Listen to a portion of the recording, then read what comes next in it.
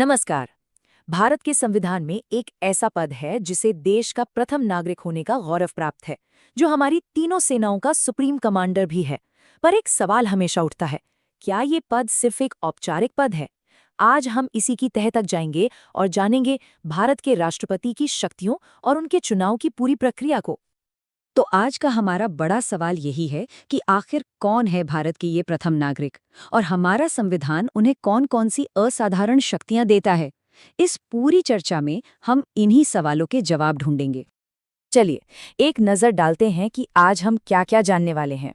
हम शुरुआत करेंगे राष्ट्रपति पद के परिचय से, फिर समझेंगे कि उन्हें चुना कैसे जाता है। इसके बाद हम उनकी शक्तियों के विशाल दायरे को देखेंगे और अंत में ये भी जानेंगे कि क्या उन्हें पद से हटाया भी जा सकता है। तो चलिए, सबसे पहले समझते हैं कि इस पद की संवैधानिक नींव क्या है और इसका महत्व क्या है।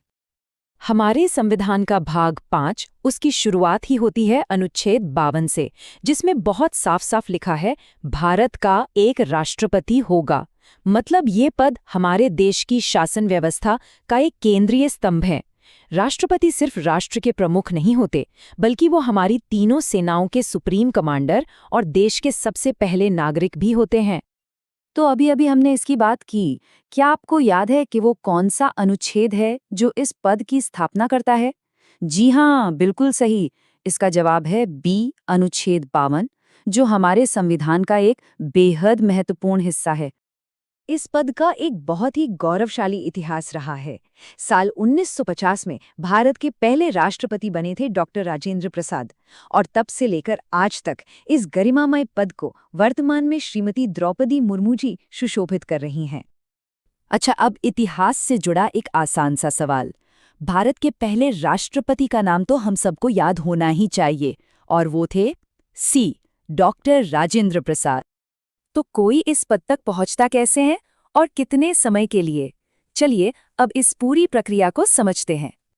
देखिए, अनुच्छेद 58 इसके लिए कुछ योग्यताएं बताता है। पहली बात, उम्मीदवार को भारत का नागरिक होना चाहिए।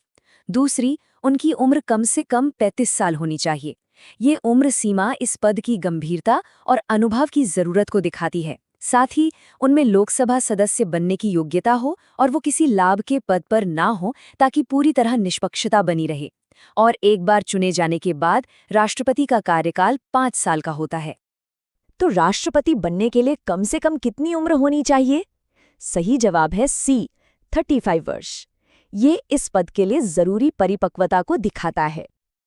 अब यहाँ एक बहुत दिलचस्प बात है, हम और आप सीधे राष्ट्रपति को नहीं चुनते। ये एक अप्रत्यक्ष चुनाव होता है। इसके लिए एक इलेक्टोरल कॉलेज या कहिए कि एक निर्वाचक मंडल बनता है, जिसमें संसद के चुने हुए सांसद और राज्यों के चुने हुए विधायक वोट डालते हैं।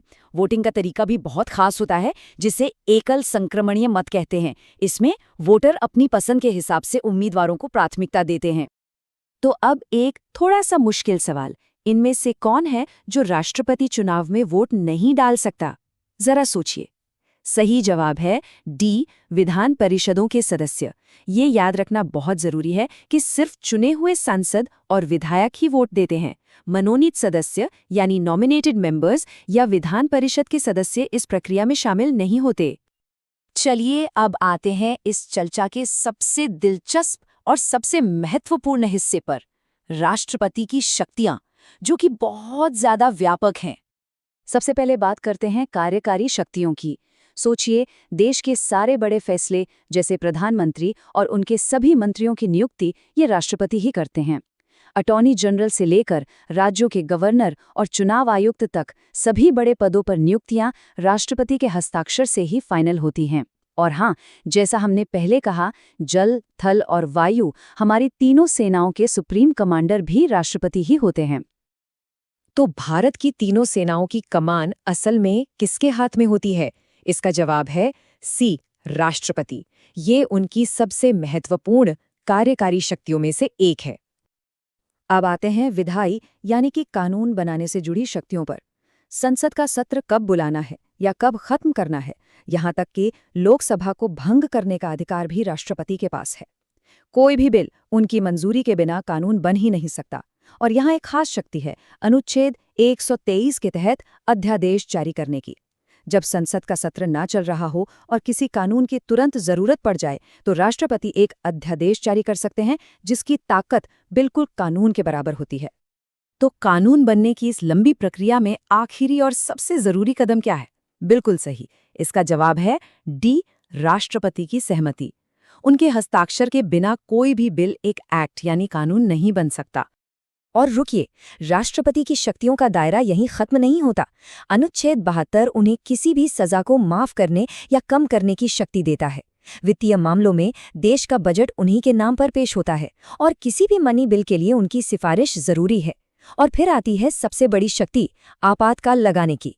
देश पर बाहरी हमले की स्थिति में राष्ट्रीय आपातकाल, किसी राज्य में संवैधानिक संकट होने पर राष्ट्रपति शासन या देश में वित्तीय संकट होने पर वित्तीय आपातकाल की घोषणा भी राष्ट्रपति ही करते हैं। एक और अनुच्छेद आधारित सवाल जो याद रखना बहुत आसान है, राष्ट्रपति किस अनुच्छेद के तहत अध्यादेश जारी कर सकते हैं? सही जवाब है सी, अनुच्छेद 123। बस ऐसे याद रखिए, 1, 2, 3 और अध्यादेश जारी। अब देखिए, इतनी सारी शक्तियों के साथ एक बहुत बड़ी जवाबदेही भी आती है। तो अब देखते हैं कि अगर राष्ट्रपति संविधान का उल्लंघन करे तो उन्हें पद से कैसे हटाया जा सकता है। संविधान का अनुच्छेद 61 महाभियोग यानी इम्पीचमेंट की प्रक्रिया बताता है। इसकी शुरुआत संसद के किसी भी सदन से हो सकती है, लेकिन इसके नियम बहुत ज्यादा कड़े हैं। एक सदन आरोप लगाता है तो दूसरा सदन उसकी जांच करता है और दोनों ही सदनों में 2/3 जैसा भारी बहुमत चाहिए होता है। शायद यही वजह है कि आज तक भारत के इतिहास में किसी भी राष्ट्रपति पर महाभियोग नहीं लगा है। तो आज का आखिरी सवाल इसी प्रक्रिया से जुड़ा हुआ है। ये महाभियोग की प्रक्रिया कहाँ से शुरू की जा सकती है?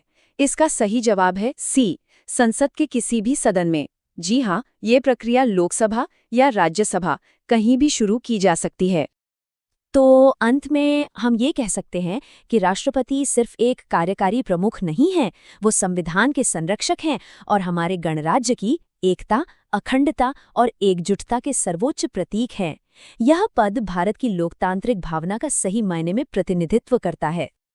तो इस पूरी चर्चा को हम एक बड़े सवाल के साथ यहीं समाप्त करते हैं। हमारी संसदीय प्रणाली में, जहां ज्यादातर फैसले प्रधानमंत्री और उनकी कैबिनेट लेती है, क्या राष्ट्रपति की इतनी सारी शक्तियां सिर्फ नाम मात्र की रह जाती हैं? या फिर मुश्किल समय में उनके पास सच में कोई वास्तविक प्रभाव होता है? इस पर सोचिएगा जरूर। मिलते हैं अगले विश्लेषण में। जय हिंद,